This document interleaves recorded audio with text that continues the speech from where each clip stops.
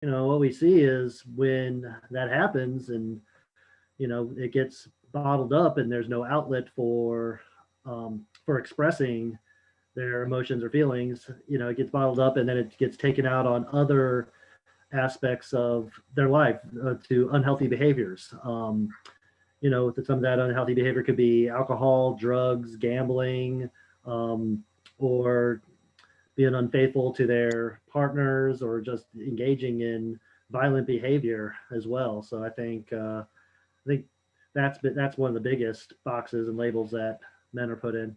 Yeah, I agree. Anybody else have any thoughts on that? Definitely do agree. And right along those lines, that idea of being like hyperly sexual, like we live these, like men are supposed to be these beings that live like very sexual lives, like everything that they're engaged in is based around this whole idea of like sex. And we're supposed to want sex all the time, and every move opportunity, or just any kind of idea um, or a move that we make in life is all based around the idea of what's bringing us closer to a sexual experience or sex in some kind of way. Yeah. I think that one of the labels that oftentimes comes to mind is really just the ability to endure, right? And like how we are seen in terms of like our value of how much we are able to endure and hold on our shoulders.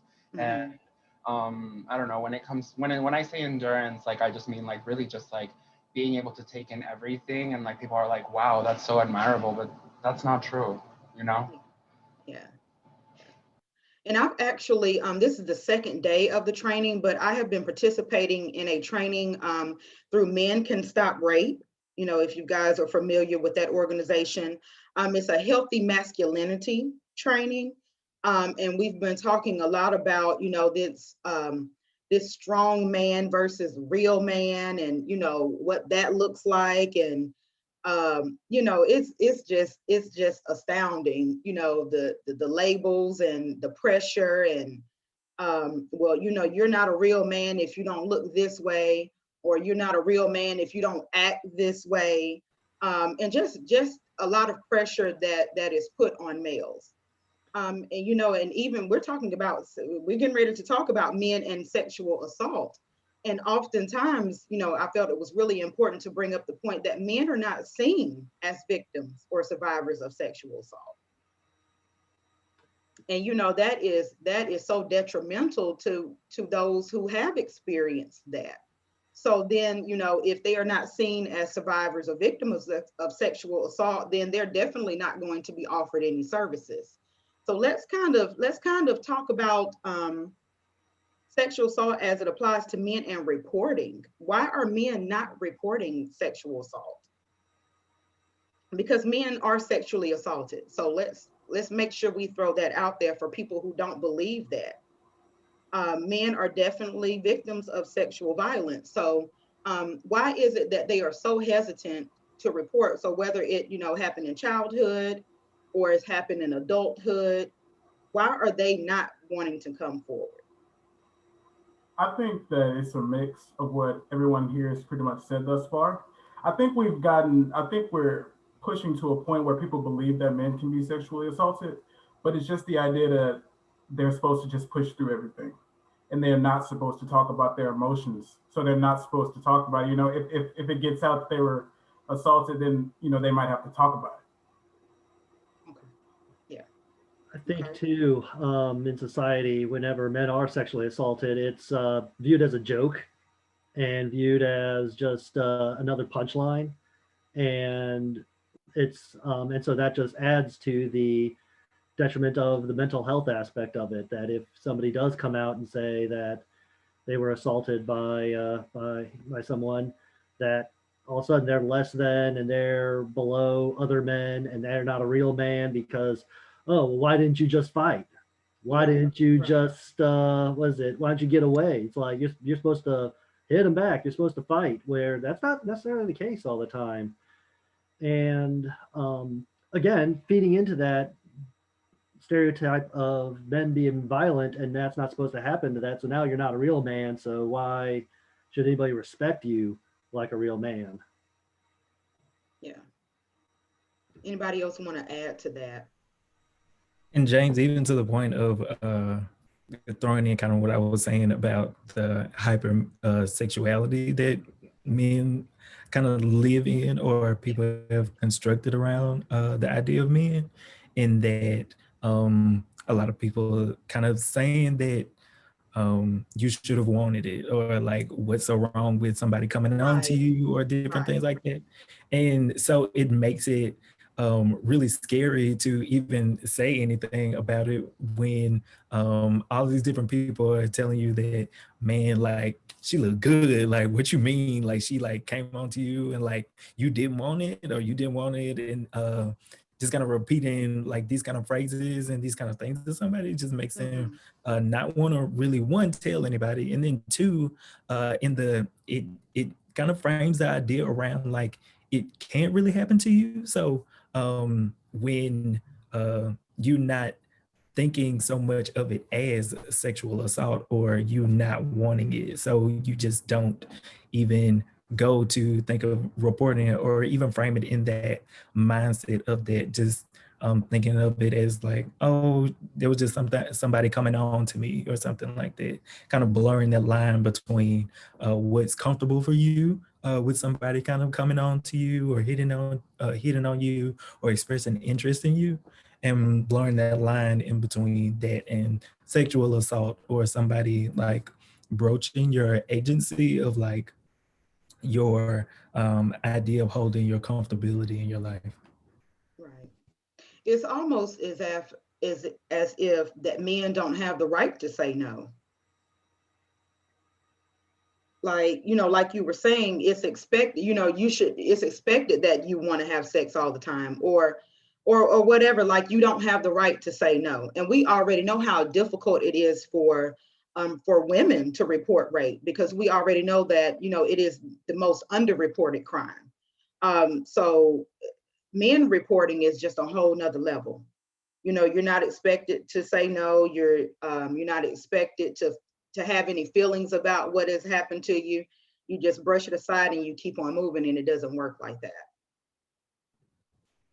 Right, because there's this idea that men, kind of what Lewis is talking about, that men are supposed to be these like adversaries, or not adversaries, but like these overcomers, Superhuman. adversaries, like Yeah. this Yeah. superhuman ability Yeah. to kind of overcome any kind of adversity that comes up into their lives. And Right. that really doesn't come up, because sexual assault is really a traumatic experience. Like somebody is like coming into your space and taking away your agency from like you, like making sure that you making sure and knowing anything that's coming into your body, like physically in your space, in your own space of comfortability. Absolutely. Luis, did you have anything you wanted to add to that, or James? Yes, actually. So this kind of comes back to like obviously what like Donnie just mentioned, like really just jeopardizing like their masculine self-identity, right? It really becomes a little bit like obviously taxing on the mind when you experience this, especially like, for me being like a gay man, I know that like in the gay world, like sometimes those things are like, they are not reported. And a lot of that has to do with, oh, like, who's a submissive, or like, like there's still this aspect of being afraid of like being seen as submissive, or like all of that. And it baffles me at times, right? Like, and so I just think that when men experience this, like they automatically think of like, they're almost like, how much is this going to bring down my masculinity, right? And again, not true. Yeah. Yeah, it's viewed as a weakness, Yeah. and I mean, because we've built men to be this strong. You have no weaknesses. Any sign of weakness, then you're a little, just whatever term you want to use. And so to be labeled as being weak, and then having to overcompensate by trying to make up for, like, I'm not weak, I'm doing that, which will just lead to self-destructive behavior. Right. And Exactly. that's what Donnie said. Is like for men, sex is viewed as a way to, like, what's your number, what's your record, and all that. Yeah. And so it's made to be like merit badges on in their life. Yeah. So how do so I think deconstructing a lot of that is that if a male was assaulted, they were like, well, was she, like, you hear the jokes, was she hot? They're like, oh well. Or the case of, like, when high schoolers, you hear them being assaulted and it's done by a female teacher, and they're like, that kid's lucky. Right. Exactly. Like, Yeah. all the punchlines, the weaknesses, and like the weakness and all that just feeds into this narrative that men aren't supposed to be sexually assaulted, and it's not true. Yeah. And I'm glad you brought that up about the high school students and the teachers. They're patted on the back for that. When, most people don't realize that what's happening is an abuse of power, because sexual assault is all about power and control. And then, if we're talking about an adult teacher, student, talking about statutory rape, that's something else that needs to be addressed. They're getting the pat on the back for pulling the teacher, or, whatever you want to call it. All of that is wrong. So I think we need to get out of that mindset of, just kind of, something that just happened, or, kids, he's just being a young boy. No, not at all. Those are issues that need to be addressed. And, I can't stress that enough. When I talk to the high school students, I often go over the age of consent, and whether the male or the female is older. It's wrong. It doesn't make it any less wrong if it's a female. That needs to be addressed. So yeah, I just had to throw that out there. That's not something to be congratulated on. That is a person that has been taken advantage of. Yeah. That's very true, Kelsey. Yeah. And along with us talking about the victimization of men in sexual assault, we do have to give space and recognize for men being either perpetuators or aggressors in the idea of sexual assault. And knowing if you don't want it done to you, for sure, like, don't do it to anybody else, and don't encourage it Right. in any of your spaces of influence, for sure. Yeah. So we do have a question from someone who is viewing our live right now. So the question is, so how should we change that culture of the fact that people assume that men aren't or can't be the victim? So how do we change that culture of thinking that men or males or boys cannot be victims of sexual violence? What do y'all think? I think the first step is listen. Believe the stories. Believe if somebody is coming to you and says that they've been assaulted, you listen. You believe them. You help. You ask them what do they want to do next about it. Right. Because I think so often we come out the gate swinging with, well, what did you do? Why didn't you do this? Why didn't you do that? And it all of a sudden places blame on the victim. And again, as being men, it's even worse of like, why didn't you fight back? Why didn't you run? Why didn't you stand up for yourself is a big thing. So like we immediately jump down that hole. So I think first is truly believing and listening to their to the stories and helping them walk through it and help them decide what they want to do next. Yeah. I think it's important to believe that man or that teenage boy or whomever, just like you would believe someone who identifies as female. Do that. Think of them in the same vein. Yeah. That and get rid of those labels, and those stereotypes, and just look at another human. Just look at that man or that young boy as another human who has been violated. Take the gender out of it completely. they have been violated in the worst way. So I think that would be a very good start. Go ahead, Louise. I also just want to add to that, we need to normalize having conversations, right? So earlier we were talking about how like men's expectations is to bottle up and to really just keep these things within themselves. That needs to stop. Like, we really need to normalize having conversations, especially in like, marginalized communities. I think that oftentimes there's just such a stigma of just even having conversations about feelings. And I think that's even where it all starts, right? Like, the psychology of the human male is no different. Right. So we need to normalize having these conversations, and we need to begin to, in a sense, just really start growing men to really be intentional about speaking about these things and speaking about their traumas, just because it's eating them up inside. And so, yeah. And we know that it's eating them up inside from the actions and the behaviors. Like James was stating earlier in the conversation, the substance abuse, the anger that might be there, it's going to come out.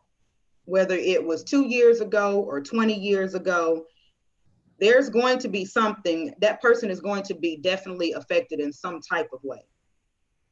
Garrett, did you have anything that you wanted to add to that point? Sure, yeah, I like what Luis just said. We need to start having the conversations, and we need to start listening.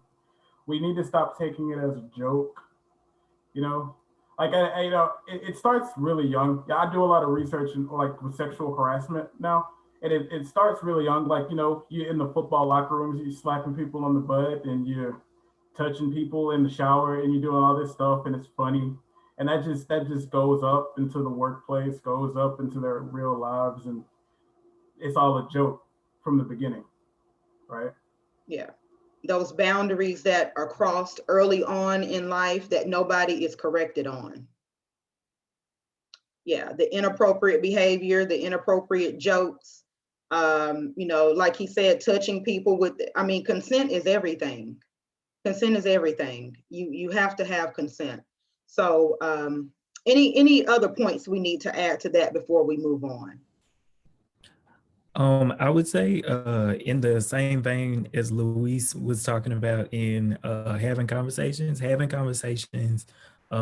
specifically with children or even teenagers about sex and identifying body parts specifically and what's safe, what's comfortable, what is okay and what's not okay. Because a lot of times, a lot of us are leaving that up to somebody else or not even having a lot of those conversations and leaving a lot of people to figure out for themselves and leaving the opportunity for a lot of just socialization or like society to have a hand in kind of saying these different things about our own bodies. And that's not been very productive or very helpful for a lot of people in their idea of being able to frame what's safe, what's comfortable, what's okay, and what's not okay. Because if nobody knows any different, then they probably aren't able to think any differently about, oh, this teacher just touched me there. They do that to everybody. Like, this is normal. No, it's not okay, even though, because they're taking that power of your agency away from you. And I think also for those families or, parents or caregivers that may be having the conversation, I think a lot of times males and boys are left out, if that makes sense. So even though they might be having the conversation, their focus is the girls. Your focus should be everybody. And I think we're missing the mark on that. For some that are brave enough to have the conversation, and yes, it needs to be had, I think a lot of times males and boys are getting left out of the scenario. All right, let's see. I think we have another comment. Okay, gotcha. All right, so is there some toxic language or verbiage that should not be used when it comes to men and sexual violence? language or verbiage that people need to stay away from, things that could just be toxic to somebody's healing or could hinder them from beginning their journey to healing? Are there certain things that should just not be said, or certain jokes that shouldn't be made, or things of that nature? What's your Facebook Live rating? I mean, are we going rated R on this thing, or? I mean, say whatever you need to say. Oh man, it's like, we could spell it. You could even spell it if you like to, James. This is going out to the world. Well, yeah. the PG rating will be wuss. It's like, you're such a wuss. You're such a pansy, or those kind of languages. I mean, getting up the line there too of just like truly harmful language. Anything that resembles those kind of words is what really is damaging and really really mean. I think just the phrase "be a man about it." Yeah. Because then all of a sudden they don't feel like a man because they were either assaulted or they're not looking, acting, or behaving in a certain way. Yeah. So I think those without flood getting angry comments is where I'll leave it. Yeah, thank you. Anybody else want to add to that, Louise? I think when it comes to, in terms of like the healing process, I think this was already mentioned, but I think it's important to reiterate, right? I think that oftentimes we believe that like we like to focus on the what could have been done. And in turn, putting the blame on the victim is something that's super damaging in general to anyone that has experienced sexual assault.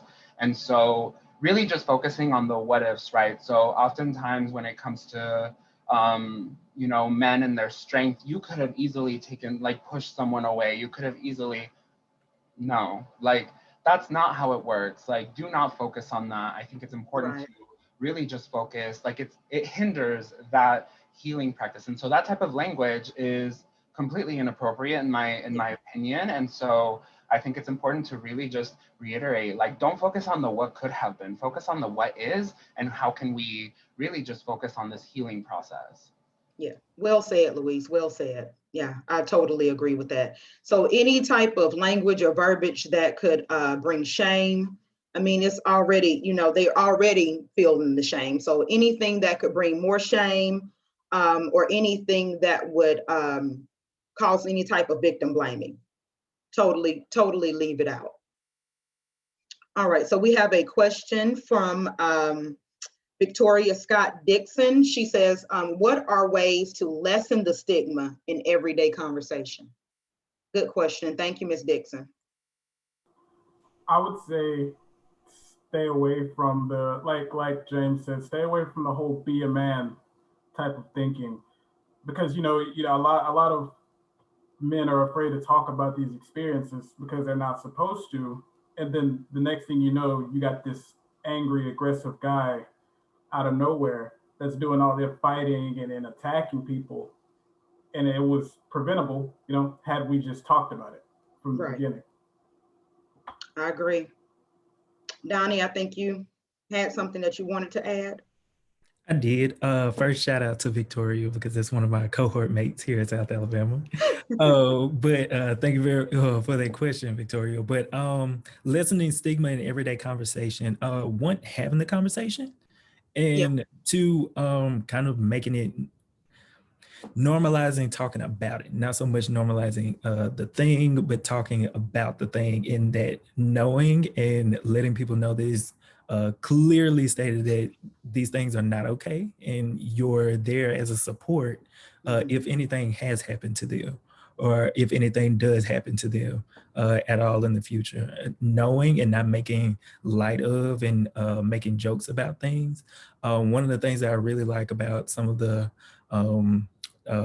like really public events going on right now, like current events going on right now, is that people are talking about like, yeah, we see you joking and posting about certain things, but it's not that these celebrities or these people are going to see it. It's these people in your everyday lives that are going to see it. Right. So it's those people in your everyday lives that hear you making jokes about brushing up against somebody like without their consent, or doing certain things that kind of broaches somebody's agency whenever you're just in the everyday like conversation or making jokes about these things. They hear those things, and so they react in a certain way, kind of not wanting to say anything, not reporting, not talking about certain things. So that's definitely a way of lessening the stigma in everyday conversation, making it known that you are a believer, that you do not stand for that. You are totally in support of somebody if they want to say anything, and even if they don't want to say anything, respecting their privacy and their confidentiality, and also pointing them towards or your knowledge about certain resources that they have, or certain resources that are in your communities, for sure. Right, absolutely. Anybody else have anything that they want to add? Yes, I think that as educators and role models to like, like the next generation, I think it's important to begin to cultivate environments of like clear communication. I think that, I think as like, individuals are growing, and like we really want to cultivate a generation that is great at like, communicating their needs. We have to think about like what in our control, as it could be educators, it could be really anyone, as a role model in general. How are we cultivating an environment that's conducive towards that clear communication, right? And that can lead anything from like, really just like everyday like school to like all the way through parenting. And so I just think that is something that's super important to like lessen the stigma of having conversations about this. Like I said, normalize having those conversations. Yeah.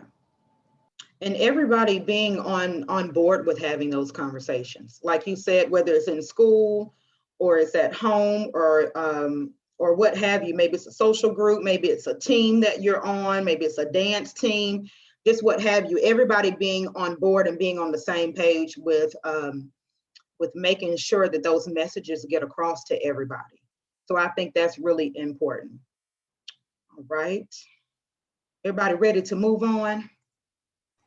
Well, and also to add to it, especially when we're doing, like, you see it when we have our bro code conversations, like from the moment that a lot of them walk in, a lot of men don't want to have the conversations. Right. But as we say, we don't, but they need to happen. And so I also extend some encouragement that when you do have the conversations with other men or just with groups, is don't let the crossed arms, snickering, snide remarks, things like get you down, because it will hit.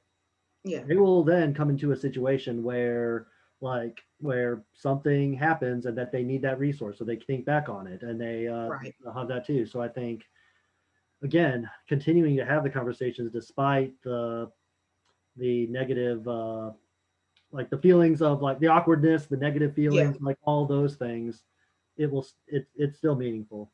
Right.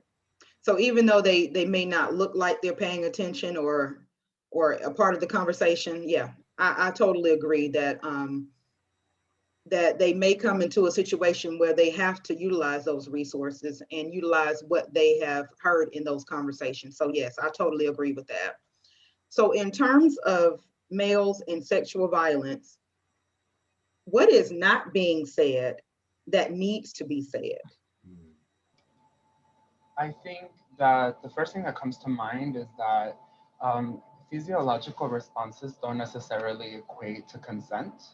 Thank you for saying that. And so that is something that, like, we have to get through. I think something that you mentioned, Kelsey, about like really just like men really understanding themselves, and having those conversations, I also really like mean it in a physiological sense as well, because it's like, it can be very like confusing when your body is reacting a certain way versus what you're feeling inside, correct? So again, just something that is not being said is that physiological responses do not equate to consent. Yes. Thank you. Awesome point. Thank you so much for that, because that is often very confusing to individuals that do experience sexual violence. Well, I'm not okay with what's happening, but why is my body reacting this way? So I think when we do have those conversations, we kind of, for lack of better words, we got to get down to the nitty gritty. We got to tell everything. We got to be completely open and completely transparent about it all. James? I'll say another thing. No one deserves it. Right. Like, doesn't matter what way you're acting, the way you dress, where you were, what any circumstances, nobody deserves to be assaulted. So when we use that, especially in our passing, where, oh, well, that person deserves it, they should have known better. No, that person should have not assaulted somebody. They should have known better. Right. Nobody deserves going through this. Yeah. And it's not a woman's issue, it's not a man's issue, it's everybody's issue. So I think that needs to be said as well. It's everybody's issue. Donnie? I would also say what's not being talked about is how traumatic it can be. In these kind of situations, to one, be recounting some kind of times when, or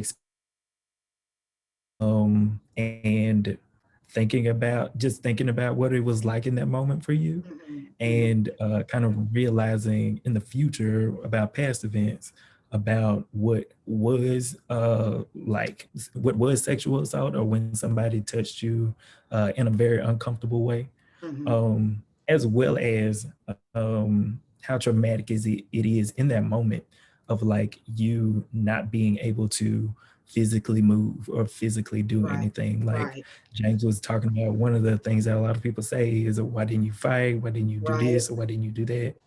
That's easier to say outside of the moment versus like the idea of your brain not being able to comprehend that somebody is doing something to you and nobody has done this before. And it's just a really intense and extreme moment, even if they have, or it has been done to you before.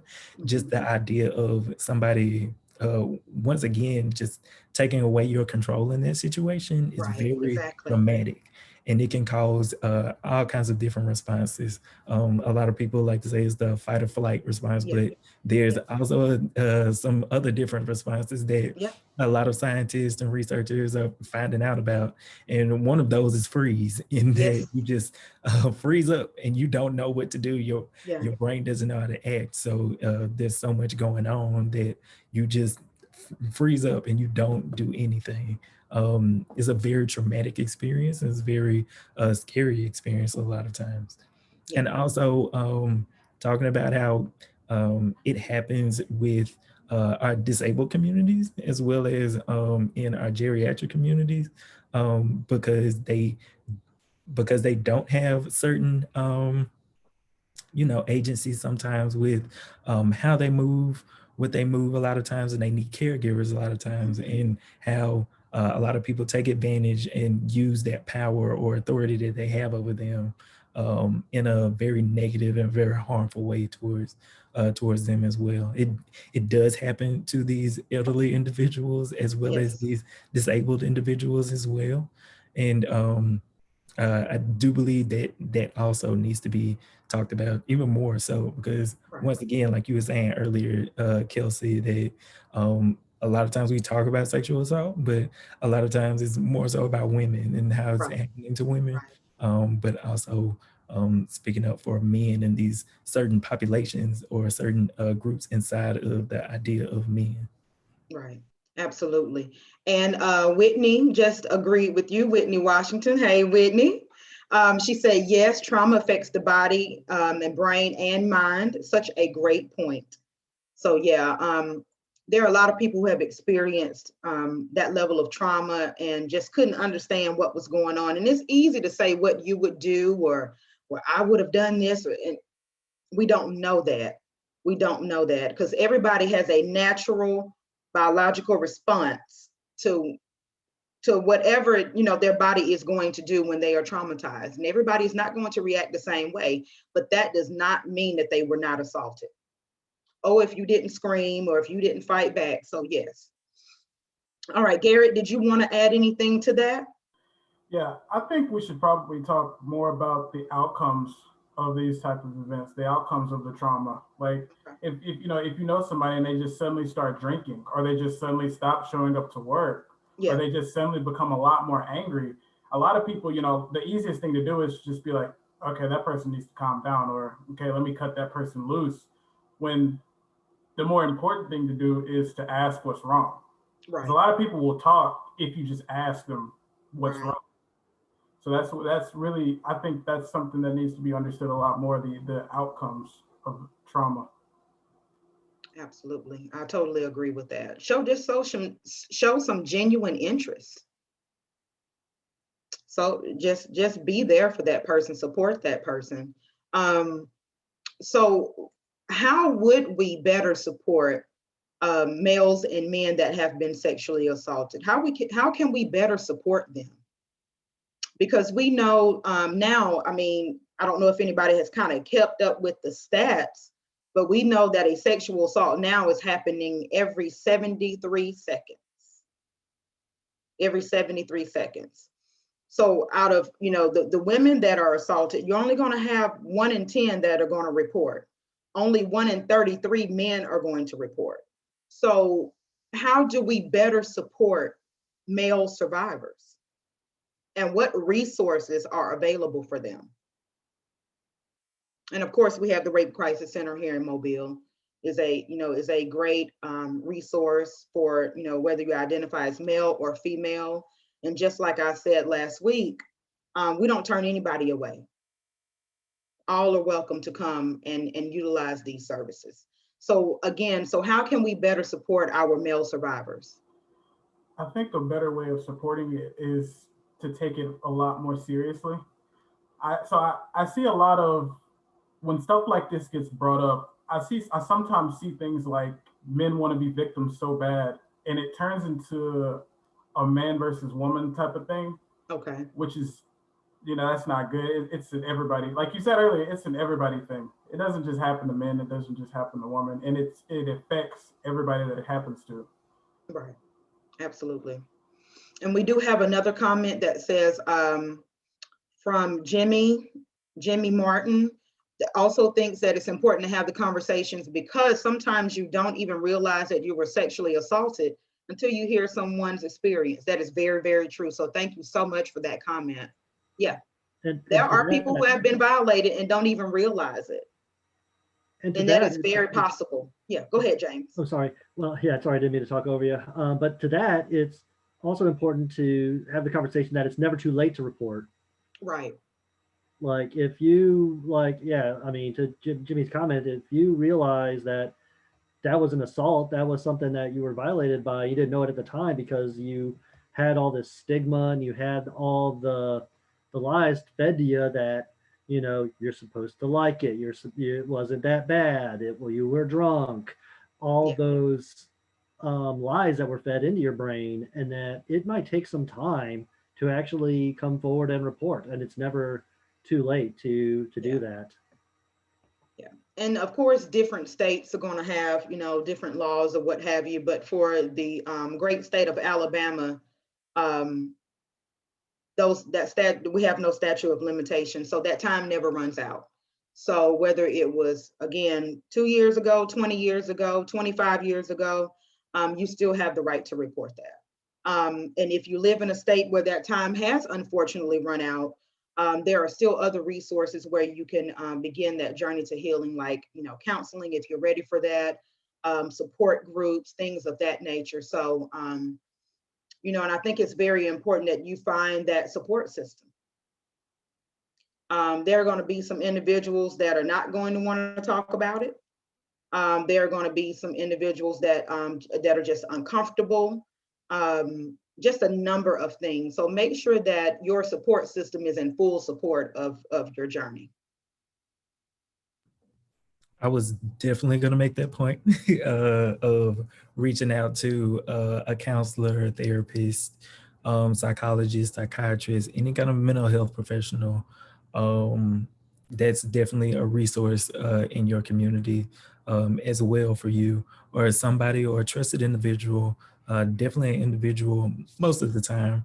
And you can find out these types of details about different counselors or different therapists in your area, about that they've been trained, like specifically trained on the topic of sexual assault and what it is, helping you to be able to tell your story if you want to be able to tell your story, write that down, being able to process that as much and as well and to the point that you want to, and get helping you get to the point and through that process of healing, as you need to get through it, whatever that looks like for you.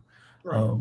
You definitely have those kind of resources in your community, and also in a way that we can better support survivors for sure is kind of the topic that we were talking about before, shifting your language, shifting some of your conversations, shifting some of your discussions around the idea of this is wrong. I'm here to support anybody who says anything like that. And if it who confides in me about their experience with sexual assault or anything like that, but also overtly in like publicly stating like this is not okay, and anybody around me is going to hear about how not okay it is that I'm going to Right. expressively say this. Thank you so much for that. Anybody else want to add to that? I think it's important to, you know, normalize reflecting and like normalize really just like taking quote unquote timeouts. Like Donnie expressed, like this is a very intense and traumatic moment. Absolutely. It's okay to feel that way, you know? And so give yourself grace, like give yourself time to like really just heal. Like it's a process. And so it should be something that, you know, try to like indulge in yourself and like do things that is very important like for your healing, right? And so that is something that like I think, you know, like as men sometimes like we're expected to just go nonstop, and so it's Mhm. important to take some time out. Yeah, absolutely. Thank you so much for that. And we have another comment from LaVentress Ridgeway. Hey, LaVentress, that has said that language is key. Language is key, and I wholeheartedly agree with that. Your language and your verbiage could really, um, you know, either shift somebody in the direction of healing or deter them from seeking help at all. So I totally agree with that. So thank you so much for that comment. All right, anything else before we start to wrap it up? I do want to add one thing. Yeah. And this is mainly for like the support system of like these Mhm. men who experience like really just, you know, going back to that listening, like don't judge, like offer them your guidance, like your assistance, like be patient with them and like really just like put aside yourself and like support them in every way that you can, because these time and moments in their lives are can be just horrible, and it can take a lot on like someone's healing process. And so it's important that you are constantly checking in on your loved ones. And so yeah, I just wanted to throw that there. Thank you. Absolutely. Garrett, before we head out, you want to just kind of give a brief, just your experience as a sexual assault advocate with us? Sure, yeah. I mean, there's a lot to talk about, but to keep it brief, you know, it was, I believe it was helpful Mhm. for these survivors to have somebody that actually takes them seriously or that they feel is actually listening to them. Mhm. A common thing was when I would first arrive to where I needed to be, I would they wouldn't say anything, you know, they wouldn't talk much until they realized that you were actually going to listen to them. Mhm. And then you'd hear it all. I mean, I get life stories from people. So the most important thing like everybody here has said, it's just to be supportive and to put yourself aside and to actually listen, show that you're listening. And people are smart. They know when you're listening, right? People aren't stupid. They know when you're listening. So actually listen and be there and be supportive for your loved ones or for whoever it is. Absolutely. So thank you again, Garrett. We were sad when he left because he was a great advocate. Most of the victims that we do service and see, they are female.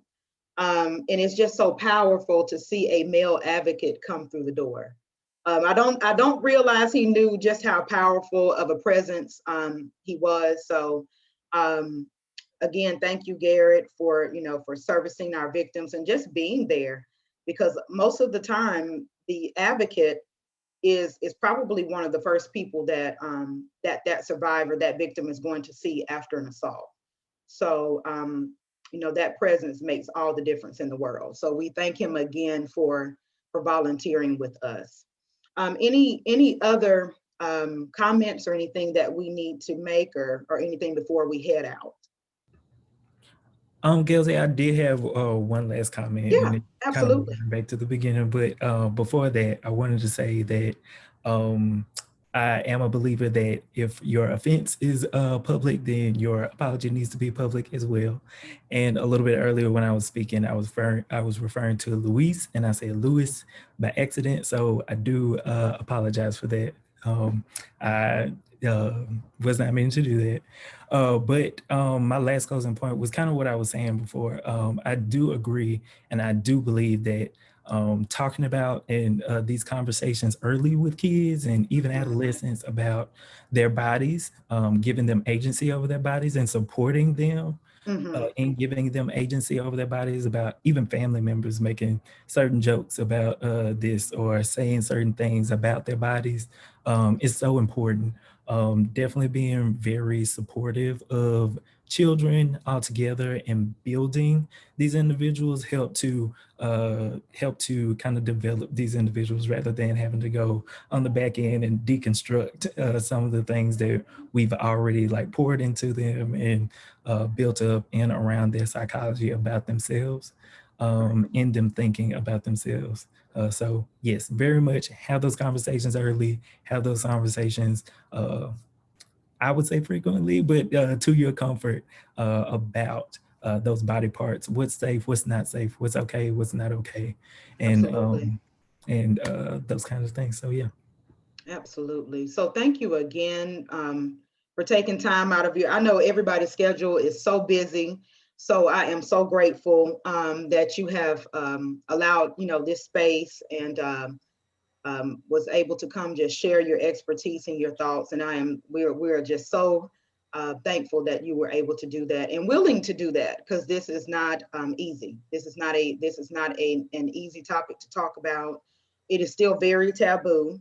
But I am just happy to know we got some brave people out there that are able and are open-minded and are just ready to basically just tear down a lot of these stereotypes and cause it not to be so taboo. And I also want to thank the individuals that have participated in our conversation. So ACAR and Laura Key with CAC, and Victoria and Dr. Harrell. So hey, Dr. Harrell. And let's see, Whitney, and just all of the other comments that we have gotten. And Ansley, hey, Ansley. So we thank everyone for their comments and for just joining in the conversation. And that's all we ask for everybody to do, just join in. If there are things that you don't understand, things that you may be uncomfortable about, trust me, you will gain the knowledge that you need if you just keep your mind open and join the conversation. And thank you, Jimmy. All right, so until next time, we will be back next week with another great topic. And let me just also say that if you or someone you know has been affected by sexual violence, please do not hesitate to reach out. Our crisis line number is 251-473-7273. It is 24/7. So it does not matter what time of day or night you may have questions or need to talk about something, please do not hesitate to reach out. So again, thank y'all so much.